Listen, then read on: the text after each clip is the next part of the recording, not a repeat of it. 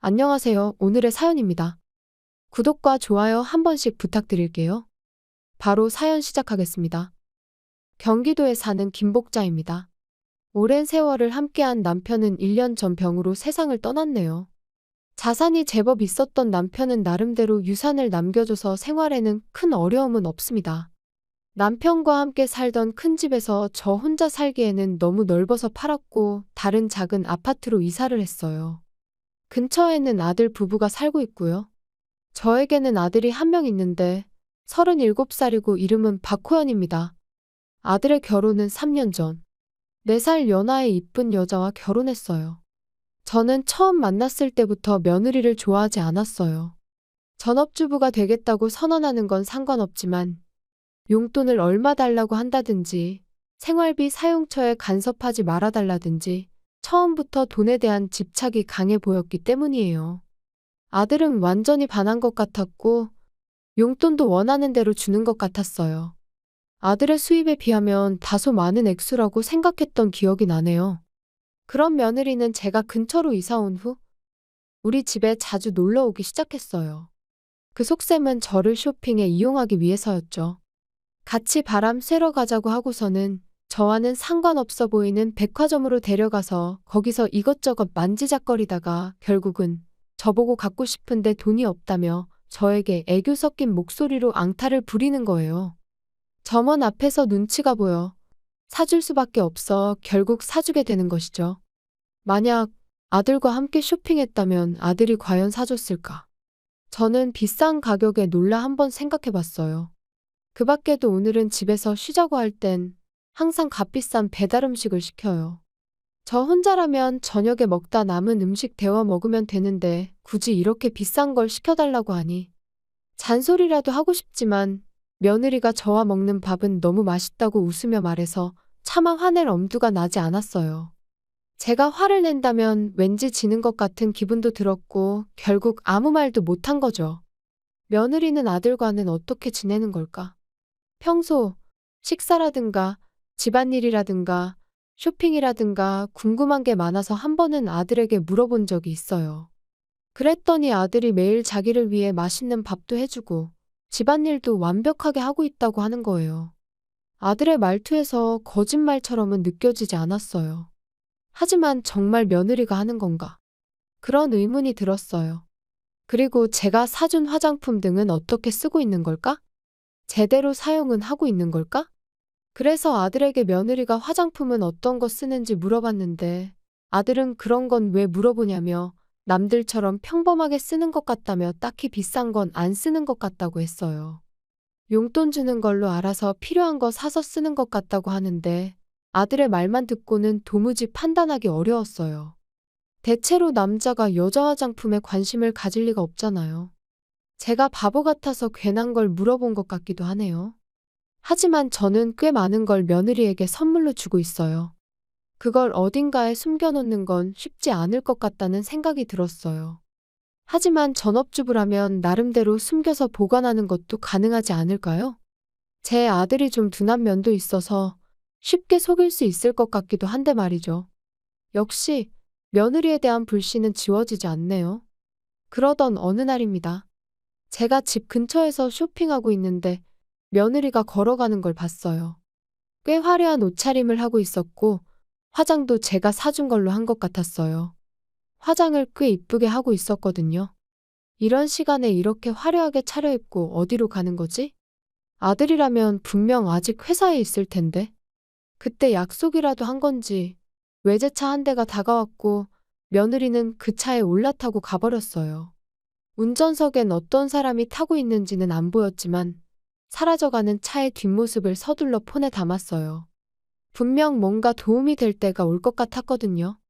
며느리가 낯선 차를 타고 사라진 걸 본 지 한 달 가까이 지났어요. 오늘도 어김없이 우리 집에 찾아온 며느리. 오늘도 비싼 점심을 사달라고 하려나? 그런 생각을 하고 있었어요. 그런데 며느리가 목마르다고 하더군요. 보통 시어머니와 며느리가 있으면 며느리가 마실 걸 준비하지 않나요? 상식이 없는 며느리라 어쩔 수 없이 저는 소파에서 일어나 차를 끓이려고 했어요. 그때입니다. 갑자기 현기증이 나면서 무언가를 잡으려고 손을 뻗다가 그대로 넘어지고 말았어요. 더군다나 넘어지면서 머리를 부딪히는 바람에 머리를 다쳤어요. 의식이 흐릿한 상태에서 저는 며느리를 향해 구급차를 불러달라고 말했어요. 당황한 며느리는 일단 구급차를 부르는 듯 했지만 이내 침착함을 되찾고 구급차 요청을 취소해버렸어요. 분명 전화통화로 구급차 취소한다는 걸 똑똑히 들었거든요. 저는 당황한 얼굴로 며느리를 쳐다봤는데 그러자 며느리가 제 폰을 가져가며 구급차 부를 생각하지 말라며 잘 있어라고 말하고 웃으면서 집을 나가더라고요. 저를 완전히 내버려 두고 가버린 거죠. 어떡하지? 이대로라면 며느리의 생각대로 큰일이라도 생길 것 같았어요. 하지만 머리를 부딪힌 충격이 너무 커서 이내 의식이 끊겨버렸어요. 근데 며느리는 단 한 가지 실수한 게 있었어요. 바로 현관문을 잠그는 걸 깜빡하고 간 거죠. 다행히 이게 저를 구할 수 있는 계기가 되었습니다. 다음 날, 며느리는 우리 집에 찾아왔어요. 그런데 놀랍게도 며느리는 안면이 창백해졌어요. 왜냐하면 제가 집에서 활기차게 활동하고 있었기 때문이죠. 여길 다시 왔어? 그렇게 말하면서 며느리에게 다가갔어요. 며느리는 너무 놀라서 소리를 지르며 그 자리에 주저앉았어요. 그러자 며느리에게 다가간 사람은 웃기 시작했다고 해요. 그리고는 자기는 저와 쏙 빼닮은 제 언니라고 말한 거죠. 저에게는 안경을 쓴 것 빼고는 정말 저와 닮아서 쌍둥이로 착각할 정도의 언니가 있어요. 언닌 한 달에 한 번씩 우리 집에 놀러 와요. 어제가 그날인 거죠. 언니는 인터폰을 눌렀는데도 제가 보이지 않아 현관문을 열어봤대요. 그런데 평소에는 잠겨서 열리지 않아야 할 문이 쉽게 열렸다네요. 그건 며느리가 안 잠그고 갔기 때문이죠. 이상하다고 생각한 언니는 안으로 들어왔고 쓰러져 있는 저를 발견했어요. 곧이어 구급차를 불러서 저를 병원으로 데려다 주었어요. 병원으로 이송된 지 몇 시간 후에 저는 병원에서 깨어났고요.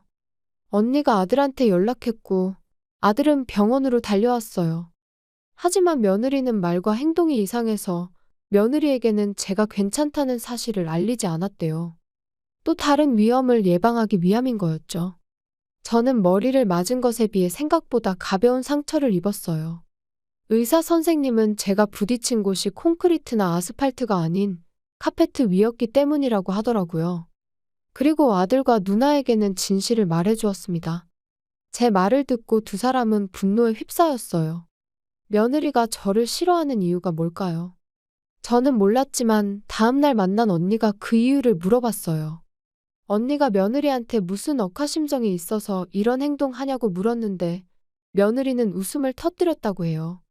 며느리는 원한 같은 건 없고 다만 돈이나 빨리 남겨주고 사라져줬으면 좋겠다는 말을 했다네요. 이 얼마나 무서운 말인가요? 제 돈을 노리고 집에 놀러 온 건 알고 있었지만 유산을 이런 식으로 노리고 있을 줄은 정말 꿈에도 몰랐어요. 남들보다 조금 더 많은 유산을 갖고 있으면 이런 일도 겪을 수 있구나. 저는 정말 슬펐어요. 사실 저와 아들은 옆방에서 모든 걸 다 듣고 있었어요. 병원에서 검사한 결과 아무 이상이 없어 오늘 아침 퇴원했기 때문이죠. 그래서 아들은 방을 뛰쳐나왔고 아들은 뺨을 한 대 때리며 감히 그런 말을 할 수 있냐며 화를 냈어요. 하지만 며느리는 표정 하나 안 바뀌고 때릴 테면 때려보라고 하더라고요. 저도 곧이어 방에서 나와 며느리에게 말했어요. 너가 하는 말 다 듣고 있었어. 나는 너를 진심으로 대해주려고 했는데 악마가 따로 없구나. 내가 넘어질 때 잡아주는 척하고 날 오히려 바닥으로 밀친 거 내가 기억 못할 줄 알아? 그러자 며느리의 얼굴이 새파랗게 변했어요. 그때 며느리의 얼굴은 결코 잊을 수가 없네요. 무언가에 홀린 듯 환하게 웃고 있었거든요. 잊고 싶어도 절대 잊을 수 없는 얼굴이에요. 그리고 아들은 며느리에게 이렇게 말했어요. 일은 이미 경찰에 다 말해놨으니 조만간 조사받아야 할 거야. 그리고 지금까지 잘도 속이고 있었네. 아들은 가방에서 서류 뭉치를 꺼내는데 거기엔 며느리의 행적이 담긴 사진들이 있었어요. 사실 한 달 전에 제가 본 며느리가 처음 보는 외제차를 타고 간 것과 그때 찍은 사진을 아들에게 건네줬었거든요.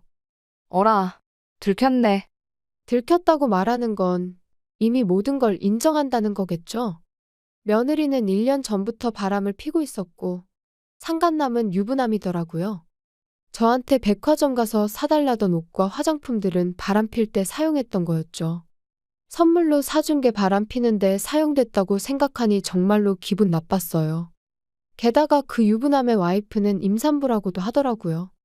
그런 와이프를 두고 바람피우는 남자도 어이없지만 그런 남자를 만나는 며느리도 도저히 이해 불가였어요. 아들은 며느리 보고 인간 쓰레기라며 분노하는데 며느리는 자기는 아무 잘못한 거 없다고 오히려 떳떳해했어요. 우리 모두는 며느리의 첫마디에 깜짝 놀랄 수밖에 없었죠. 나는 정말 아무 잘못 없어. 왜냐면 지금 내 삶에서 어디서 보람을 찾으라는 거야? 전업주부가 이렇게 재미없는 건지 정말 몰랐어. 종일 집안이라고 남편만 오매불만 기다리고 나랑 전혀 맞지 않아. 그러니까 조금 노는 것 정도는 괜찮지 않아? 그리고 어머님은 돈 쓰는 재미를 몰라서 정말 별로였어. 난 고백받아서 만났을 뿐이니까 나한테 뭐라고 하지 마. 분명 전업주부가 되고 싶다고 한 건 며느리였는데 지금 와서 별로라고 하다니. 아무도 며느리의 외침에 공감하는 사람은 없었고 그때 때마침 인터폰이 울렸어요. 나가보니 경찰관이 있었어요. 아마도 며느리를 연행하러 온 것 같았어요. 그로부터 얼마의 시간이 지났을까? 우선 아들 부부는 곧바로 이혼이 성립되었어요. 이혼하면서 며느리에게 위자료 청구도 했고요. 그 상간놈한테도 당연히 청구했고요. 그리고 저는 정식으로 며느리한테 소송을 걸었어요. 저를 위험에 빠뜨리게 한 것에 대해 말이죠. 며느리는 친정집에 이 모든 사실이 들키면서 인연이 끊어진 것 같더라고요.